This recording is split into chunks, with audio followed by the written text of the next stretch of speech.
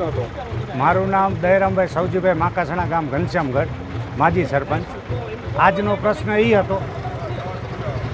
પ્રશ્ન એ હતો કે દરેક ભાઈઓ, દરેક ગામડામાંથી બધા ભાઈઓ ખેડૂતો મગફળી લઈને આવ્યા છે, કપાસ લઈને આવ્યા છે, પરંતુ જે તે વ્યવસ્થાપકને, યાર્ડના વ્યવસ્થાપકને જોવું જોઈએ કે ભાઈ અંદર મગફળીની હરાજી થાય છે, 10-15% પેન્ડિંગ રહે છે. બીજું કે રોજ મગફળી જેટલી વેચાય છે એ વેચાવામાં વેપારીઓ પોતાના કોથળા ઉપાડતા નથી, એટલે શેડ ખાલી થતો નથી.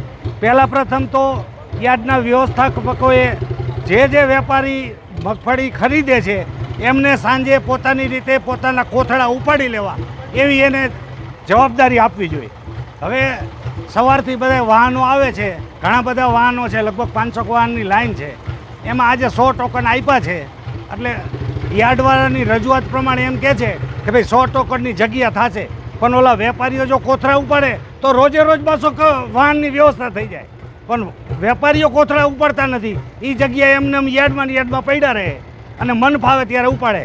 તો યાર્ડવાળાના દરેક કમિટીને હું વિનંતી કરું કે દરરોજના 200 વાહનની મગફળીની જે વેચાણ થાય, કોઈ ખેડૂએ પેન્ડિંગ રાખી હોય તો પડી રહે, બીજેથી થાય, પણ જે મગફળી વેચાય એના ભરેલા કોથળા વેપારીઓએ ફરજિયાત સાંજે ઉપાડી લેવા પડે.